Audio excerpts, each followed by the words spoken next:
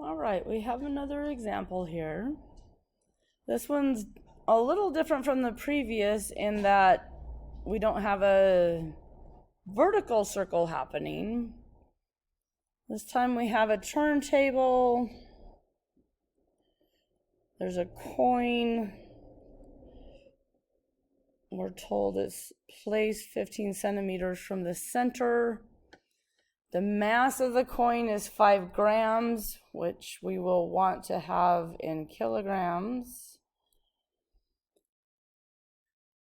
The coefficient of static friction is 0.8, meaning we will have the information to solve for the maximum possible static friction.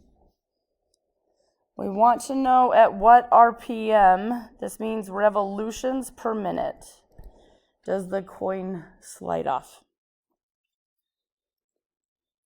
All right, the coin is moving in a circle, so it has a centripetal acceleration. The force that is causing that centripetal acceleration is the force of static friction, specifically. Static, because it's not sliding before it slides off. We do know, if we were to look at the coin from the side, we would see the friction towards the center, normal force up, force of gravity down. In terms of up and down, there's no acceleration away from the turntable or down into the turntable. So the normal force needs to equal the mass times gravity. Those two forces need to balance out. In the radial direction, though, meaning towards the center of the circle, there has to be a net force to create that centripetal acceleration. Sorry, the dogs are barking at something in the back. Back to this problem, the only force we have along the line that points towards the center or away from the center, the radius, is the force of static friction. And so we can set that force of static friction equal to ma, where the acceleration is specifically the centripetal acceleration. So because the problem is asking about the coin sliding off, we do want to plug in the maximum static friction. So the coefficient of friction times mg is the biggest the static friction force can be. Now, in terms of whether I want to substitute in v squared over r or r omega squared for the acceleration, I'm basing that off of what they're asking. The problem is asking for a revolutions per minute. That's something I can convert from radians per second into.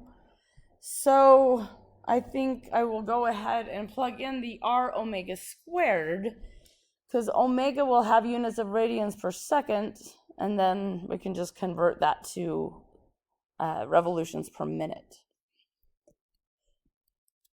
So setting this up, we're finding the fastest angular speed or biggest angular speed where the coin will not slide anymore.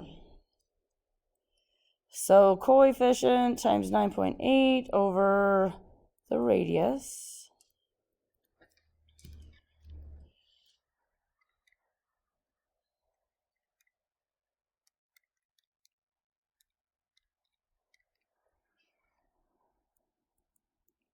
Oops.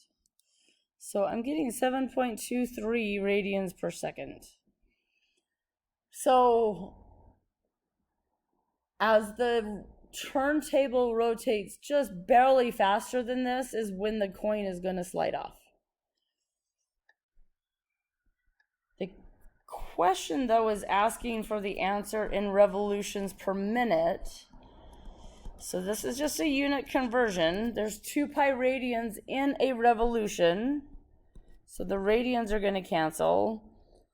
I know there's 60 seconds in a minute. So not the 60.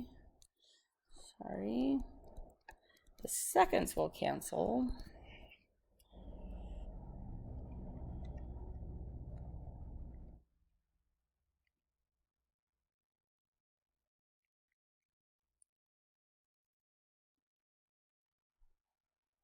So I'm getting 69 RPM, revolutions per minute. So I would say the coin slides off at just over 69 revolutions per minute.